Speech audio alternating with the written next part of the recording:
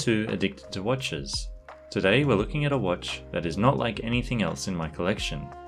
It uses a battery, but it sweeps like a spring drive? Well, not quite, but it is as close to the real thing as I got for a very long time, and is a very unique watch in and of itself. This is the Bulova Accutron Alpha 2. I'll say it straight away, there's a lot going on with this watch. That dial is something, isn't it? Can you even call it a dial? A lack of a dial maybe. And that's before we even notice how smoothly the second hand is travelling around that lack of dial. But wait, you say, isn't spring drive only in Seiko and Grand Seiko watches? Yes, that's right, and this is not a spring drive movement. Where a spring drive's second hand turns in a continuous sweep, this precisionist movement ticks 16 times per second, which is fast enough to more or less look like a continuous sweep. But why this movement, and what's up with the dial? Let's take a step back and go to the beginning. Back to 1960, when a watch called the Accutron was introduced by Bulova. There is a long and honestly interesting story about how they came to look something like this watch, which I'll link below. The long and short of it is what were initially intended as display models showing off the movement became more popular than the actual models they were promoting, and so the Space View was born. This watch gave people a look into the circuitry of the watch, resistors, and the tuning fork that was the heart of the watch. This watch I have here is a tribute to those, made with modern internals and a modern movement. You'll notice they kept the tuning fork motif on the dial though. Worth noting is that there was also a more recent release in 2020 of a Space View, which is much larger and much more expensive than this one. Back to this one though, I mentioned a modern movement. The irony of this watch is that it's a tribute to the tuning fork movement and the Space View watch that made it famous, with 3 tuning forks on the front, 1 on the side, and another one on the back of the watch. But the movement inside does not use a tuning fork. It's a precisionist movement made by Bulova. To be fair, it's a very impressive movement on its own, but it struck me as a little odd. As I said earlier, it ticks 16 times per second, or 8 Hz, and for all money looks like a spring drive, but comes in at a fraction of the cost. When released, these had a retail price of $450 US, but I find mine new on eBay for under $300 because they weren't all that popular at the time. Since then, the prices have gone up as they become harder to find. Enough talking though, let's look at the watch already. And of course, we're going to start with the dial. Mimicking the look of the original Space View, this watch doesn't really have a dial. Instead, we are presented with a radially brushed brass plate that is part of the movement itself, as well as a peek at some screws and a resistor. For some, this will seem like a gimmick, but I really like it, and at the time when I came across it, I had never heard of the Space View, so it opened up a new range of watches to me. The gold colour of the plate contrasts nicely with the orange of the resistor and the green of the movement holder and chapter ring. This chapter ring surrounding the dial is quite sloped and features round dots of lume and slim minute markers. At 12 o'clock though is one of those tuning forks I mentioned. Don't get me wrong, I'm not complaining about them being there. After all, the look the watch is going for is undoubtedly Space View, and tuning forks are an integral part of that. From an angle, you can see that the chapter ring is raised slightly off the surface of the dial. From that angle, you can also see just how deep that dial is set back from the single domed piece of mineral crystal.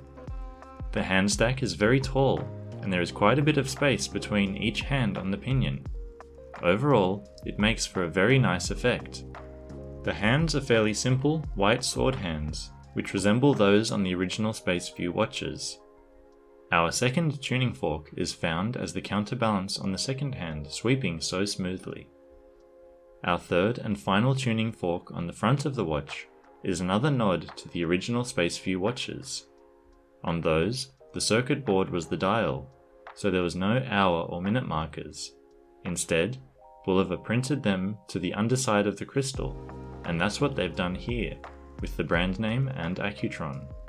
Combined with the depth of the watch face, the logo being on the crystal looks fantastic. Because of the case shape of this watch, some of the measurements can be a bit tricky to take.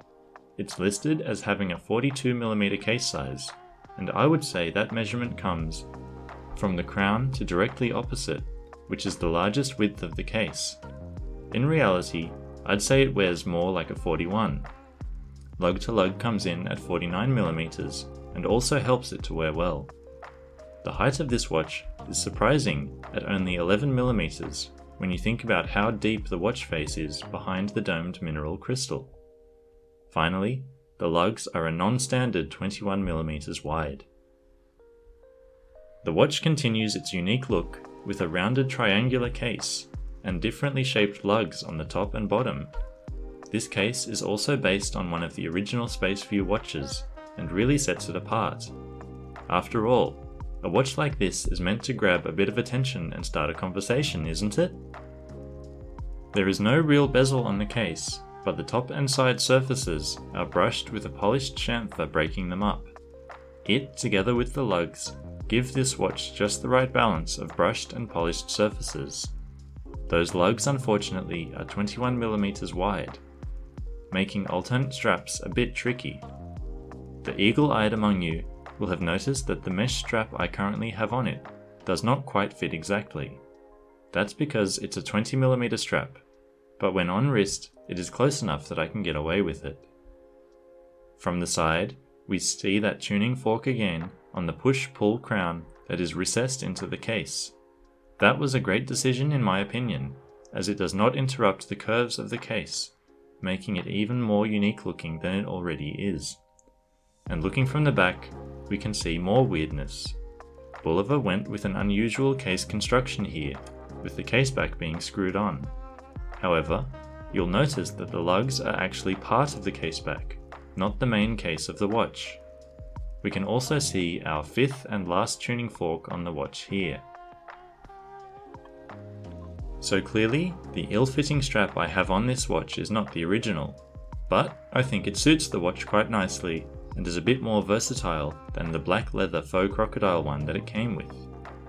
Not to say that the original strap is bad, it's soft and comfortable as we'll see later, but I prefer this one on the watch. If you have watched a few of my videos, you'll probably have realized that I'm generally a bracelet guy rather than a strap guy.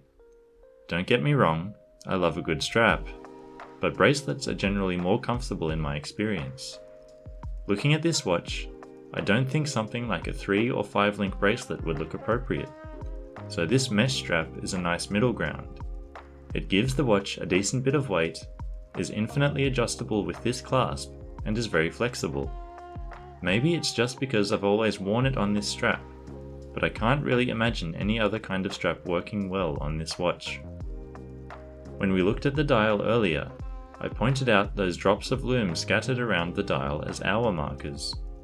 I didn't spend too much time on them, and that's for a good reason. While they might look like there is a decent amount of lume applied, the after dark performance leaves a lot to be desired.